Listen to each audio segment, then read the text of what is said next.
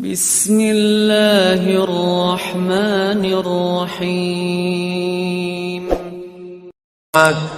Sedikit pandai tokoh masyarakat. InsyaAllah kita semua dimuliakan Allah Subhanahu wa ta'ala. Amin ya rabbal alamin. Judul kita subuh ini sebagaimana tertulis, untuk apa kita hidup. Itulah agaknya yang dibicarakan ibu-ibu di atas sampai ribut betul. Untuk apa kita ini hidup? Pertanyaan ini tidak bisa dijawab oleh akal manusia. Makanya Sokrates, seorang filosof dulu Yunani, berkata, untuk menjawab mengapa kita hidup, perlu hidup 500 tahun lamanya. Tak cukup umur berpikir untuk apa kita hidup. Sampai akhirnya karena tidak sanggup akal itu menjawab, maka diutuslah Nabi Muhammad sallallahu alaihi wasallam. Mata saya hanya bisa melihat apa yang ada dalam masjid ini saja. Saya tak tahu berapa banyak jamaah di luar. Maka karena mata ini terbatas, saya ini manusia yang lemah. Telinga juga hanya bisa mendengar apa yang dibicarakan sekeliling dan atas saja. Apa yang dibicarakan orang di luar sana saya tak tahu. Maka saya manusia yang lemah. Akal juga begitu, tidak bisa menangkap saya ini habis mati nanti mau kemana. Maka saya manusia lemah. Allah Maha tahu, maka dia kirimlah salah satu makhluknya ingin menjelaskan kau untuk apa, sedang di mana dan akan kemana. Dan makhluk itu bernama Nabi Muhammad sallallahu alaihi wasallam. Untuk apa hidup? Langsung dijawab, wa ma khalaqtul jinna wal insa illa liya'budun. Tidak ada makhluk yang kuciptakan, baik jin maupun manusia, kecuali untuk beribadah. Cara beribadahnya bagaimana? Langsung dijawab, wa ma arsalnaka illa rahmatan lil alamin. Bagaimana cara perbuatannya? Langsung dijawab, laqad kana lakum fi rasulillahi uswatun hasanah. Maka Al-Quran itu menjawab pertanyaan-pertanyaan. Yas'alunaka 'anil mahid, mereka bertanya kepadamu tentang perempuan haid. Qul huwa adza, katakan itu kotor, tidak baik. Yas'alunaka 'anil yatama, mereka bertanya kepadamu tentang anak yatim. Yas'alunaka 'anil khamri wal maisir, mereka bertanya kepadamu tentang khamar dan judi. Yas'alunaka madza yunfiqun, mereka bertanya kepadamu apa yang mesti mereka sedekahkan. Yas'alunaka 'anil ruh, mereka bertanya kepadamu tentang ruh.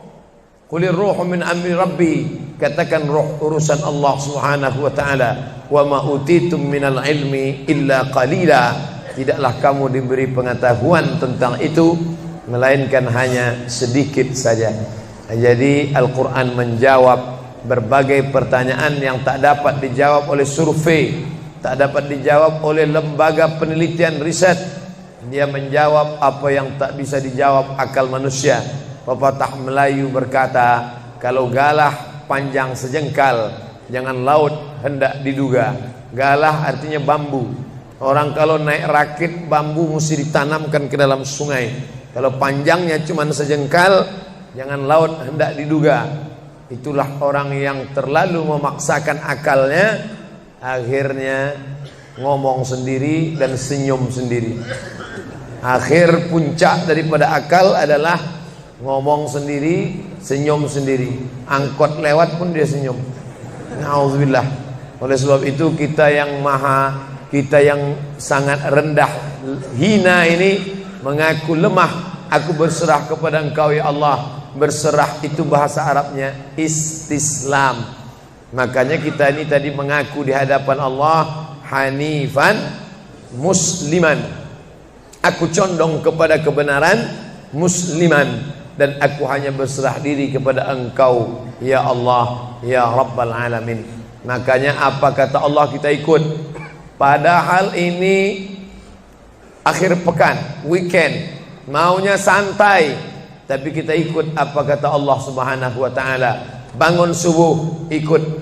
Padahal ini mestinya santai di rumah, tidur-tiduran, membalaskan sakit hati hari Senin, hari Selasa, hari Rabu, hari Kamis, hari Jumat. Ini hari Sabtu, tapi justru hari Sabtu bersusah payah, berdingin-dingin di luar. Bahkan kabarnya jam 3 sudah ada yang datang ke masjid ini. Bahkan ada yang mabit di samping danau. Bayangkan itu. Orang mabit di Musdalifah, yang mabit di samping danau.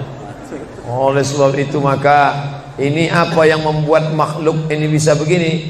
Itu semua adalah orang-orang yang mengerti untuk apa kita hidup. Karena hidup adalah untuk beribadah. Bangun tadi dari tidur langsung beribadah. Buka mata, ibadah pertama adalah zikir. Alhamdulillahillazi ahyana ba'dama amatana wa ilaihin nusyur. Masuk kamar mandi, tempat najis, kotor, bau, kotoran, tempat setan, tapi tetap menjadi ibadah. Dalam WC-nya pun ibadah. Dia masuk lagi ke kiri, dia katakan Allahumma inni a'udzubika minal khubusi wal khaba'is. Keluar dari kamar mandi itu ibadah juga. Dia langkah kaki kanan, dia katakan ghufranaka, ghufranaka, maafkan aku ya Allah. Mengapa dia minta maaf keluar dari WC? Karena selama di WC dia tidak menyebut Allah. Lidah yang diciptakan untuk beribadah, selama di dalam tidak beribadah, maka ibadah di dalam WC hanya hatinya saja berzikir. Tak boleh menyambut seruan azan. Terdengar suara azan masuk ke WC, Allahu Akbar, Allahu Akbar, Allahu Akbar. Oh, tak boleh. Tak boleh mengucapkan salam. Assalamualaikum, Nabi diam. Assalamualaikum, Nabi diam. 3 kali diucap, Nabi diam. Selesai keluar dari toilet, WC, barulah Nabi menjawab Waalaikumsalam warahmatullah. Karena tidak boleh menyebut nama Allah, maka minta ampun keluar dari WC. Karena lidah yang semestinya dipakai untuk menyebutmu ya Allah, berzikir mengingatmu ya Allah, tadi tak kupakai selama beberapa menit di dalam. Maka dia katakan ghufranaka. Lalu kemudian melihat wajah di cermin, mana tahu ada kotoran di mata. Jangan sampai kita berjumpa sama orang di masjid, orang senyum, kita senyum, yang disenyumkan orang kita. Maka lihat dulu baik-baik. Maka ketika melihat wajah, dia pun menjadi ibadah. Allahumma kama hassanta khalqi fahassin khuluqi. Sebagaimana kalau kau sudah perbaiki bentuk ciptaanku ini menjadi sempurna, maka perbaikilah akhlakku ya Allah. Lalu setelah itu berangkat dari rumah menuju masjid, beribadah juga. Bismillahi tawakkaltu 'ala Allah, la haula wala quwwata illa billah. Setiap langkah kaki ke Masjid Al-Qalam ini bernilai 1 langkah menghapus dosa. Langkah kedua mengangkat derajat. Langkah ketiga menghapus dosa. Langkah keempat mengangkat derajat. Tidak tanggung-tanggung, derajatnya diangkat Allah. Siapa yang duluan datang langsung dapat di depan. Tapi ada orang terlambat tetap tinggi juga derajatnya. Mana dia? Ini yang di atas. Siapa bilang perempuan direndahkan, dihinakan? Perempuan dimuliakan. Mana contoh perempuan dimuliakan? Kalau mau tahu, datanglah ke Masjid Al-Qalam. Perempuan dimuliakan. Bapak Ibu yang dimuliakan Allah, masuk ke dalam masjid, langkah kaki kanan, Allahumma inni as'aluka min fadlik. Itu doa nanti keluar. Tapi ketika akan masuk, apa doanya? Allahumma ya Allah, iftahli, bukakan untukku abwaaba rahmatik, pintu rahmatmu, bernilai ibadah. Duduk berzikir, jangan ngobrol, jangan cerita. Foto Pak Ustaz, sikit-sikit boleh. Lalu kemudian selama itu tertulis tadi di atas. Itulah hebatnya masuk ke Masjid Al-Qalam, tidak hanya mendengar ceramah, dapat pengajian. Ketika saya masuk tadi, saya dengar suara azan, ada tulisan hadis riwayat Al-Bukhari. Siapa yang mendengar seruan azan lalu menyambut seperti bunyi yang diucapkan muazzin, kecuali pada hayya 'alas shalah, hayya 'alal falah, dia baca la haula wala quwata illa billah, ditutup dengan doa wasilah. Allahumma rabb hadhihi ad-da'wati tammah was-salatil qa'imah, dimintakan untuk Nabi Muhammad, ati sayyidana Muhammadanil wasilah wal fadilah wasyarafa wad darajatal aliyatar rafi'ah. Yang kelima, wa ba'athallahumma maqaman mahmuda alladzi wa'adtah innaka la tukhliful mi'ad. Maka kata Nabi, halat laku syafaati yaumal qiyamah, layaklah dia mendapat syafaatku hari kiamat. Makanya selama duduk di depan tadi tak ada satupun yang ngobrol, semuanya menyambut seruan azan. Allahu akbar, Allahu akbar, Allahu akbar, Allahu akbar. Ada kawan sebelah ngajak ngobrol, gimana bro program mancing kita? Allahu akbar, Allahu akbar. Nah, cerita tak tentu arah. Ini kita sedang beribadah kepada Allah Subhanahu wa ta'ala. Lalu kemudian selesai azan, salat sunat yang balasan pahalanya khairum minad dunya wa ma fiha, lebih baik daripada dunia dan seisinya. Apa itu? Qabliyah subuh. Sampai-sampai andai terlambat qabliyah subuh, tetap boleh dilaksanakan setelah subuh. Habis salat subuh barulah dilaksanakan qabliyah subuh. Tapi kalau sudah sama-sama ngaji, tapi kalau nanti pulang kampung, justru sekarang orang di kota ngaji, di kampung tidak ngaji. Zaman dulu di kampung ngaji, di kota tidak ngaji. Sekarang dunia sudah mau kiamat. Di kampung orang ngaji, di kampung orang tidak ngaji. Kenapa? Parabola masuk desa. Oleh sebab itu maka kalau di kampung itu tidak ada pengajian, mereka tidak tahu bahwa qabliyah subuh diganti setelah subuh. Nanti pas mau bulan puasa pulang kampung, jangan qabliyah subuh setelah subuh. Karena nanti begitu mereka lihat, loh apa tuh? Sejak tinggal di Bekasi ikut aliran sesat. Dan dia tidak tahu bahwa sholat qabliyah subuh itu jangan sampai tinggal. Andai tertinggal, tetap dilaksanakan setelah sholat subuh. Ayatnya diatur. Ayat pertama, qul ya ayyuhal kafirun. Ayat yang kedua, qul huwallahu ahad, Allahu samad, lam yalid wa lam yulad wa lam yakul lahu kufuwan ahad. Andai masuk ke dalam masjid, kebetulan jamnya langsung nampak kelihatan, iqamat tinggal 2 menit lagi, iqamat 2 menit, tak mungkin sholat 4 rakaat. Pilihannya tahiyatul masjid atau qabliyah, qabliyah atau tahiyatul masjid. Kalau melaksanakan tahiyatul masjid tidak dapat qabliyah, tapi kalau melaksanakan qabliyah automatically dapat tahiyatul masjid. Oleh sebab itu andai terlambat, waktu tinggal 2 menit, maka laksanakanlah qabliyah subuh. Tapi jangan gara-gara ini terlambat terus. Yang paling afdal cepat datang. Apa kata jamaah? Yang lambat kan ustaz, kami cepat datang. Bapak Ibu yang dimuliakan Allah Subhanahu wa ta'ala, selesai itu salat subuh. Kalau qabliyahnya lebih baik daripada dunia dan seisinya, apalagi salat subuhnya. Begitulah. Kalau qabliyahnya saja yang pendek ayatnya lebih baik daripada dunia dan seisinya, apalagi salat subuhnya. Lalu pahala salat subuh itu apa? Tak ada yang tahu. Makanya kata Nabi, lau ya'lamuna ma fil atamati was subhi, andai mereka tahu pahala salat subuh berjamaah, la atauhuma habwan, mereka akan datang ke Masjid Al-Qalam walaupun merangkak, habwan, lumpuh, sakit kakinya, dia akan datang. Kursi roda tak ada, yang mendorong tak ada, datang dia ke masjid ini walaupun merangkak. Kenapa mereka tidak datang? Karena mereka tidak tahu. Kenapa mereka tidak tahu? Karena mereka memang tidak cari tahu dan tak mau tahu. Dan sampai masanya mereka nanti akan menyesal saat melihat orang-orang mendapatkan balasan. Muttaqiina fiha 'alal araik, mereka duduk di atas kursi-kursi istana surga, tersenyum melihat orang-orang yang dulu tak peduli pada salat subuh. Mudah-mudahan kita semua istiqamah insyaallah. Jadi Ustadz, kalau hidup ini cuma untuk ibadah, sholat, masjid, baca Quran, zikir, gimana kami mau mencari nafkah? Gimana kami mau buka ruko? Gimana kami mau bisnis? Gimana kami mau tanam kelapa sawit? Gimana kami mau proyek batubara? Gimana kami mau ternak ikan?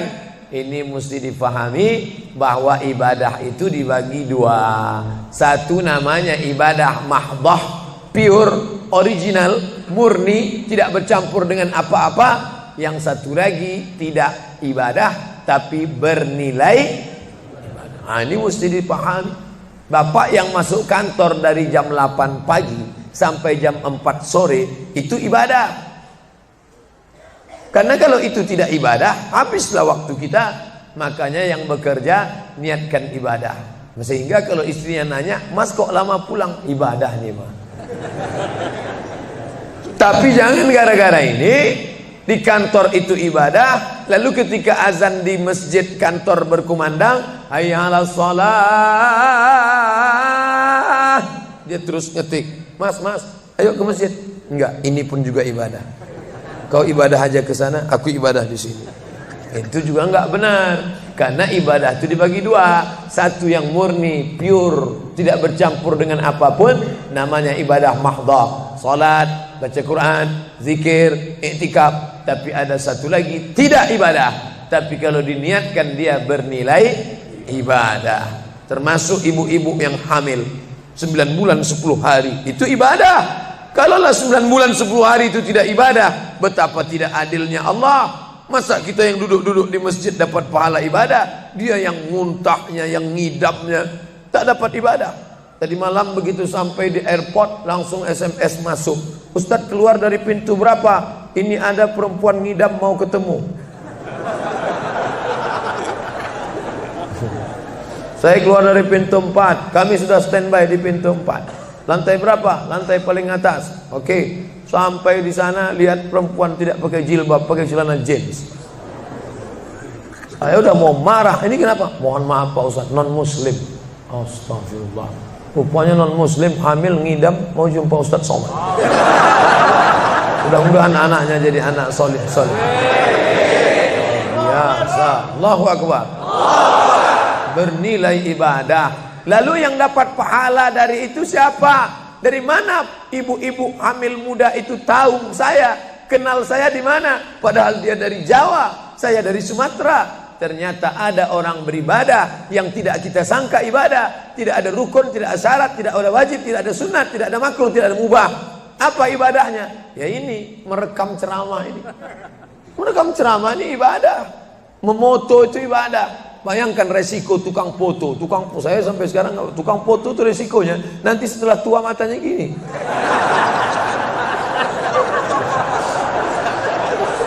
Tapi kalau mereka niatkan ikhlas untuk ibadah, maka insya Allah sehat walafiat.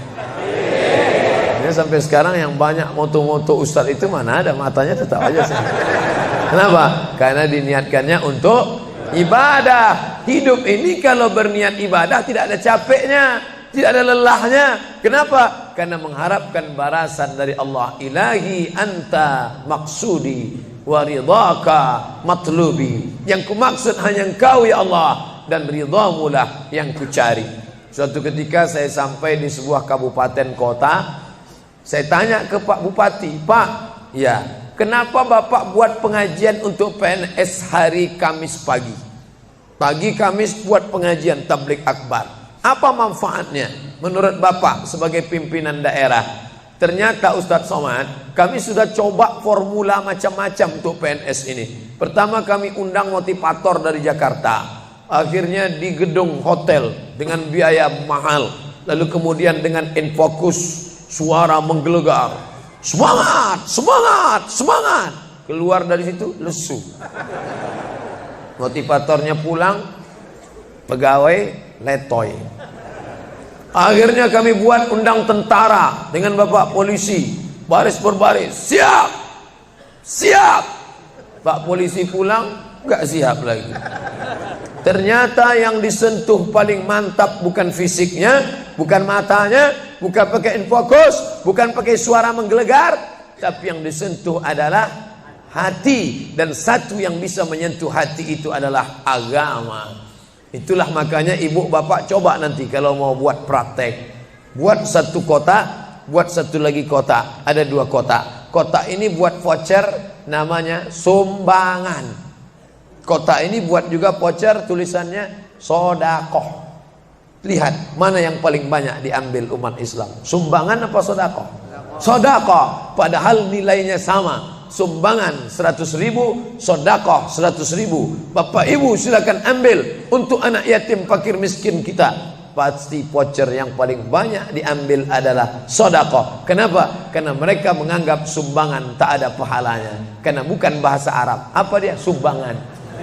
Enggak ada dalam Quran. Ya ayyuhalladzina amanu, sumbangan. Yang ada adalah sedekah. Innamas shadaqatu lil fuqara wal masakin wal 'amilina 'alaiha wal mu'allafati qulubuhum wa fir riqab wal gharimin wa fi sabilillah wa ibnis sabil. Itulah mengapa yang disentuh itu bukan nalar otaknya, tapi yang disentuh itu adalah hatinya. Ala fil jasadi mudghah. Ketahuilah dalam jasad itu ada segumpal. Idza salahat salahal jasadu kulluh. Kalau yang segumpal itu baik, maka yang lain ikut menjadi baik. Wa idza fasadat fasadal jasadu kulluh. Kalau yang segumpal itu rusak, jahat, kotor, hitam, gelap, maka yang lain ikut menjadi rusak. Ala wahyal qalb, hati. Jagalah hati. Itu yang selalu dipesankan Ustadz kita Agim, jagalah hati jangan kau terserah. Bapak ibu yang dimuliakan Allah, salah satu yang merusak manusia sekuler, membagi 2. Di masjid ibadah, di kantor tidak ibadah, fatal. Di masjid dianggap ibadah. Jangan heran kalau ada orang di masjid khusyuk, takut nengok ke atas, melihat hanya tempat sujud saja. Allahu Akbar, tidak mau lihat ke atas. Kenapa? Dia khusyuk. Tapi di kantor dia lebih setan daripada setan. Kenapa? Berasal dari pemahaman yang salah, karena dia sudah bagi 2. Di masjid ibadah, di kantor tidak ibadah. Bahkan yang lebih fatal, yang kotor-kotor di kantor bisa dibersihkan di masjid. Kotor, akhirnya untuk membersihkannya pergi dia ke masjid. Laundry yang paling besar Masjidil Haram. Sampai di sana nangis di pintu Ka'bah. Ya Allah, dah selesai bersih. Enak aja. Bukan begitu ajaran Islam. Labbaik Allahumma labbaik, labbaik Allahumma labbaik. Apa kata malaikat? La labbaik wala sa'daik. Kau tidak dapat panggilan, kau tak dapat kebahagiaan, kau tak dapat haji mabrur, kau tak dapat surga. Zaduka haram, karena kau berangkat dengan uang haram. Oleh sebab itu pemahaman Islam mesti utuh. Semua adalah ibadah. Kalaulah gerak tidak ibadah, betapa menyakitkannya bapak-bapak polisi di jalan raya kena panas terik, padahal dia tidak ada penutup kepala di atas, berkeringat berpeluh. Mereka tetap merasakan itu sebagai ibadah. Tentara yang membela negara, angkatan laut di perbatasan sana, datang kapal-kapal perompak dari Thailand ingin mengambil ikan kita, tenggelamkan. Itu kalau tidak nilai ibadah, dia takut. Jangan-jangan sebelum kita tenggelamkan, kita duluan ditembaknya tenggelam. Maka itu mesti ada nilai ibadah di dalamnya. Itulah yang membangkitkan semangat jihad. Jamaah bertanya, Ustadz kemarin dari Jambi, terus kemudian terbang ke Miri, besok baru pulang ke Pekanbaru. Apa Ustadz? Saya lihat Ustadz dari tadi mengantuk saja. Iyalah, sampai tadi malam ke hotel jam 12, baru tidur jam 1 karena ada yang mau ditulis. Jam 3.30 sudah bangun ceramah. Tapi begitu berjumpa dengan jamaah orang ramai, bangkit semangat. Habis ceramah ini tanya jawab, semangat lagi. Habis itu baru lesu. Dan tidurnya itu pun ibadah. Bayangkan tidurnya itu ibadah. Itulah mengapa banyak orang pengajian sambil oh, Ustadz menyindir ya? Tidak. Saya termasuk Ustadz yang tidak pandai menyindir. Saya termasuk ustadz kalau dipesan request untuk menyindir saya tidak pandai. Kenapa? Karena saya pernah menyindir orang. Ustadz, tolong ustadz sindirkan. Ini ada jamaah yang sudah sedekah tapi mengambil uangnya kembali. Siapa yang bersedekah mengambil uangnya kembali? Kal kalbil ladzi ya'udu ila qaihi, sama seperti anjing yang menjilat muntahnya kembali. Selesai pengajian, mohon maaf Pak Ustaz, yang disindir nggak datang. Oleh sebab itu tak ada gunanya sindir menyindir. Kalau mau to the point, mana orangnya face to face, langsung saja tembak 12 pas, gol. Bapak Ibu yang dimuliakan Allah, maka mesti dipahami dengan benar. Di Masjidil Haram ibadah, di rumah pun kau ibadah. Istri yang dari mulai pagi memasakkan suami, dibantu oleh pembantu membuatkan minuman, membesarkan anak, menyusukan anak 2 tahun lamanya, melahirkan, meregang nyawa ibu melahirkan anak, ibadah. Makanya kalau dia meninggal dunia saat melahirkan, matinya mati syahid. Saking senangnya suaminya mendapatkan seorang istri yang syahid, tak menangis dia. Begitu tegarnya bapak, tidak meneteskan air mata. Tidak Pak Ustaz, aku melepas seorang syahid, 3 syahid lagi siap menanti. Peace, damai.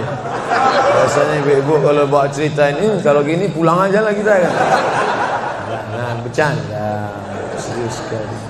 Nah, tapi yang saya katakan tadi itu semuanya ibadah badan. Melangkah dari rumah, ibadah badan. Membukakan mata, ibadah badan. Mendengar ceramah, ibadah badan. Membaca Quran, ibadah badan. Berzikir, likulli sulama minkum sadaqah. Setiap tulang-tulang sendi ada sedekahnya. Subhanallah, subhanallah, subhanallah, subhanallah, subhanallah, subhanallah. Itu ibadah badan. Tapi ada bukan ibadah badan. Apa dia? Itulah yang 7 macam.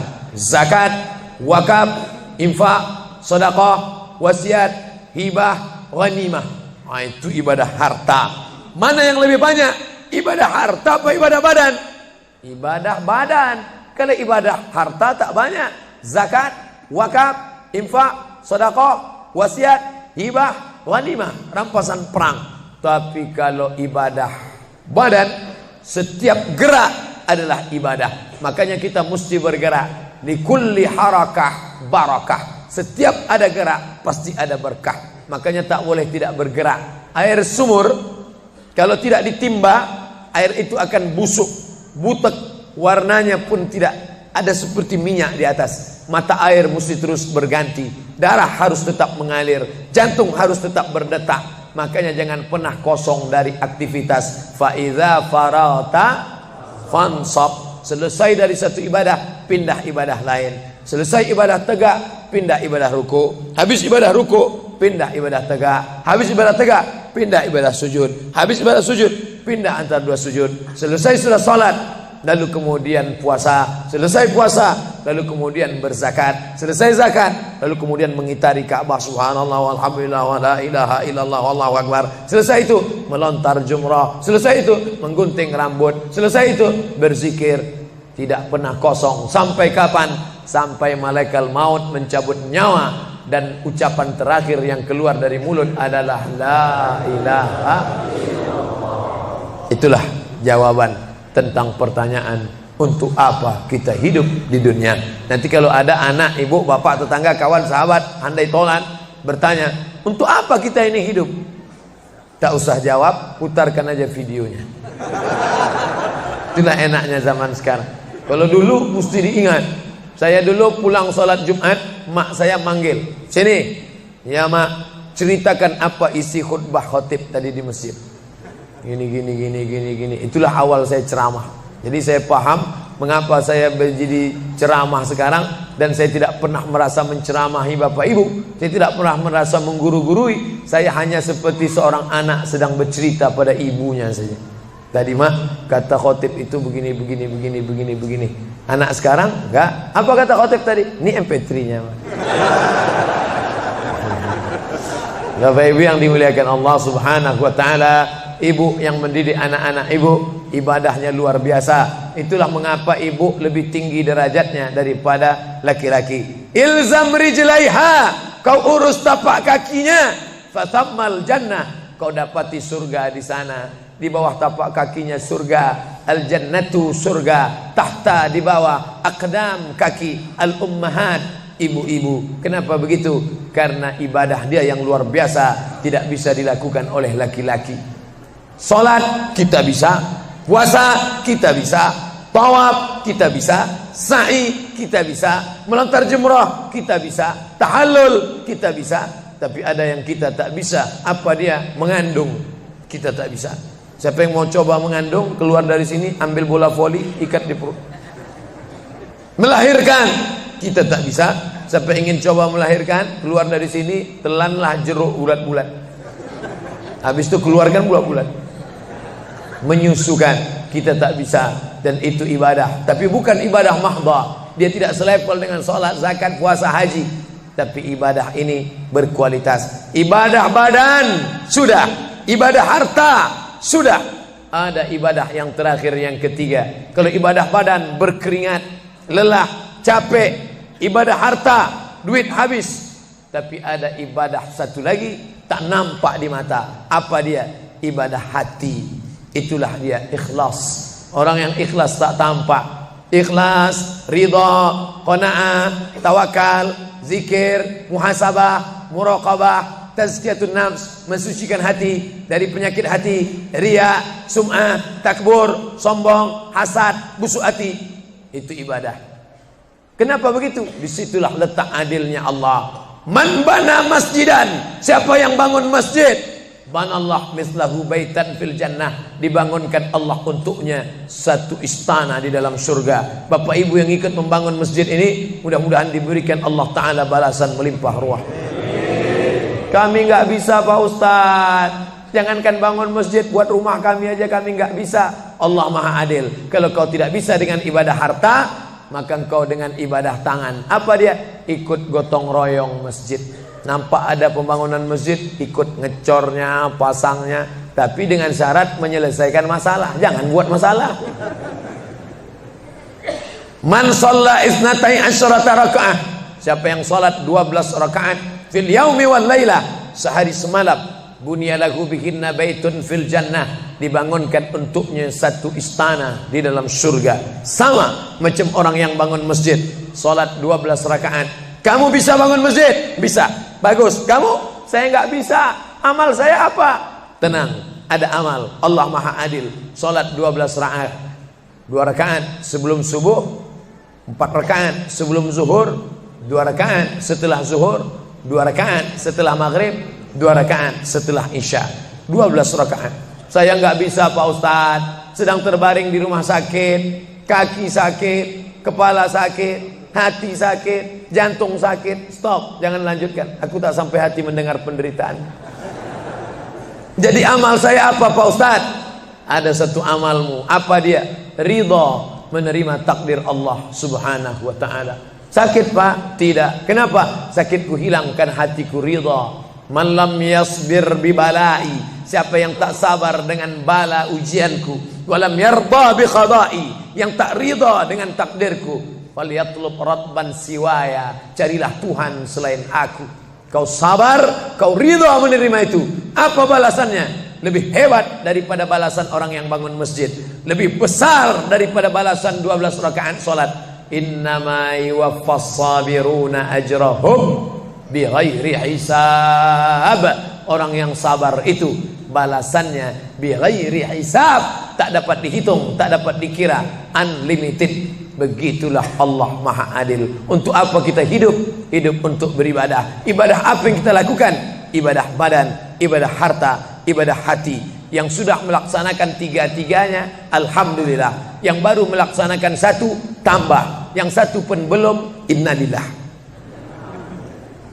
Masjid ini besar. Kadang kita bangga masjid besar, rupanya APBN, anggaran pendapatan belanja negara. Bangga kita masjid megah, rupanya APBD, anggaran pendapatan belanja daerah. Patutlah masjidnya di tengah hutan, karena di situ tanah yang murah.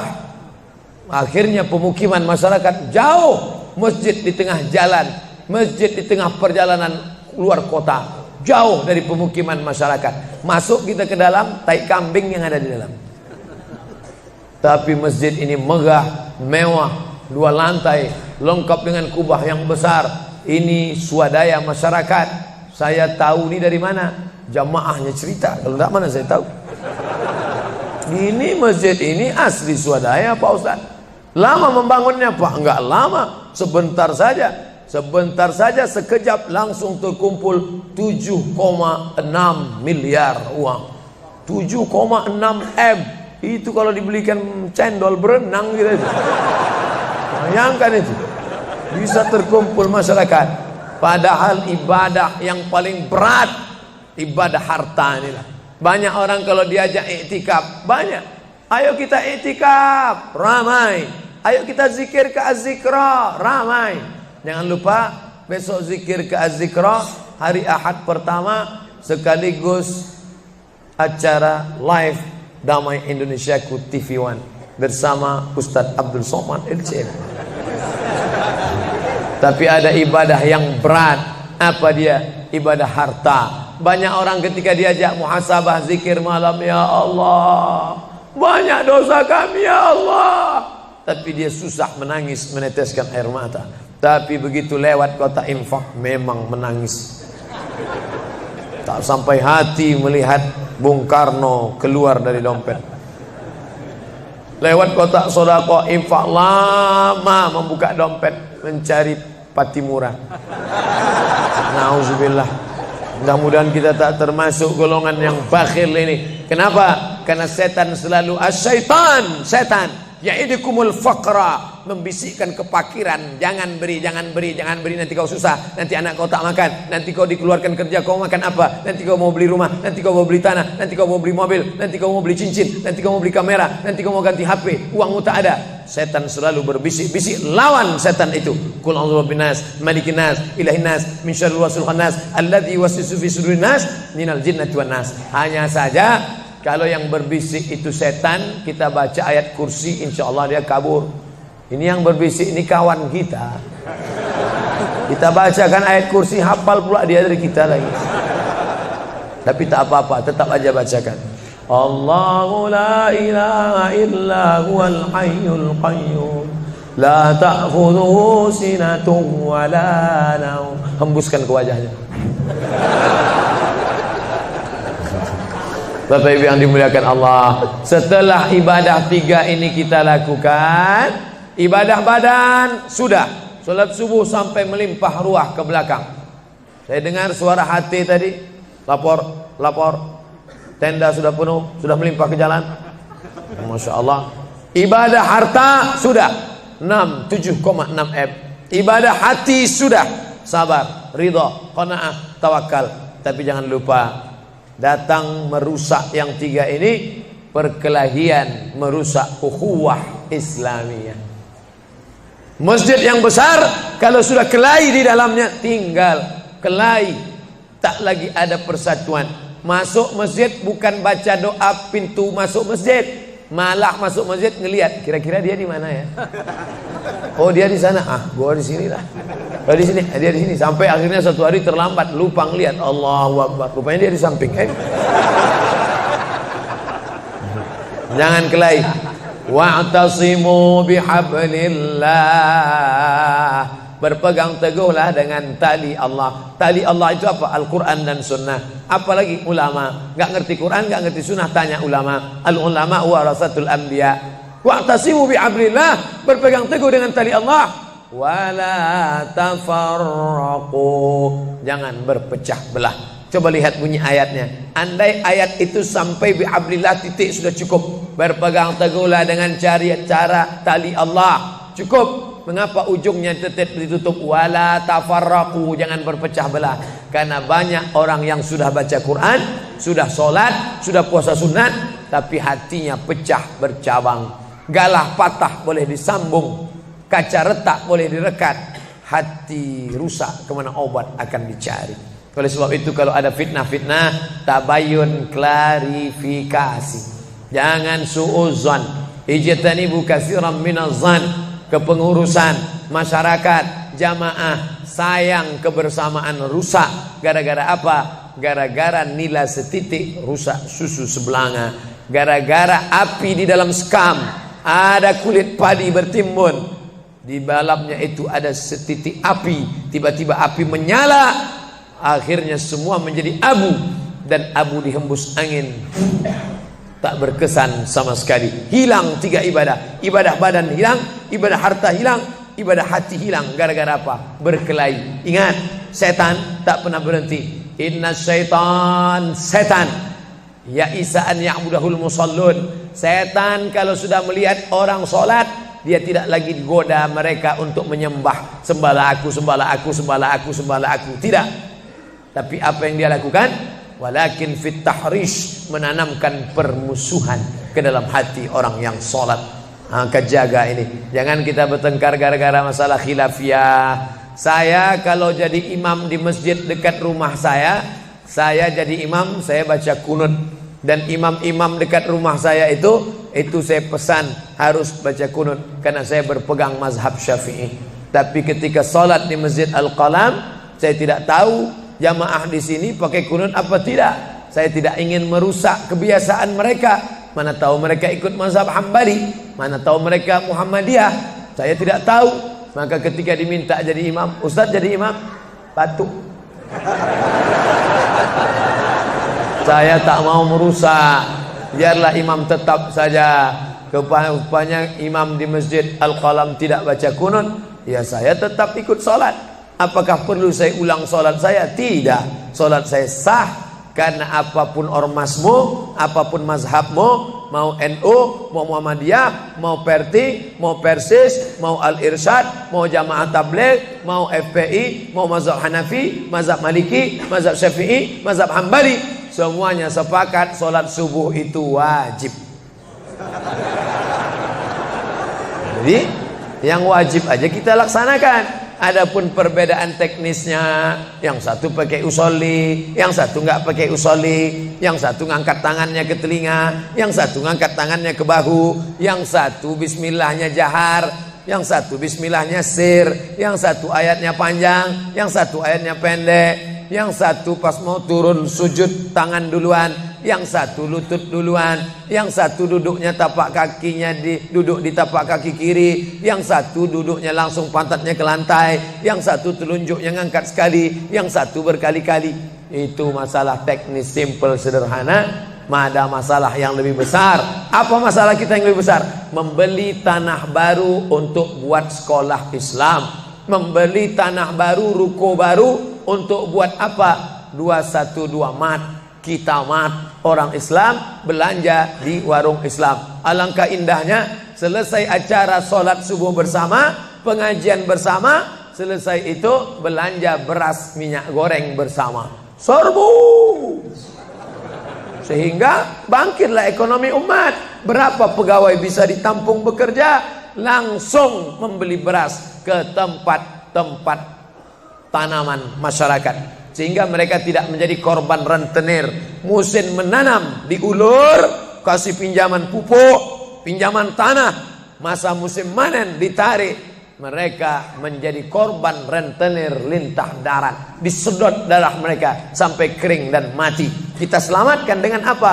Dengan market. Masjid punya market. Saya beberapa kali meresmikan market punya masjid di Masjid Raya Batam, Masjid Agung Batam. Itu di bawahnya ada super mini market untuk menjamaah. Kemarin pulang dari Pulau Bintan, itu juga meresmikan. Di Dumai begitu juga. Ini 212 Mart. Terserah namanya apa. Ada 212 Mart, ada namanya Kita Mart, atau bisa juga buat Somart. Nah, bisa juga.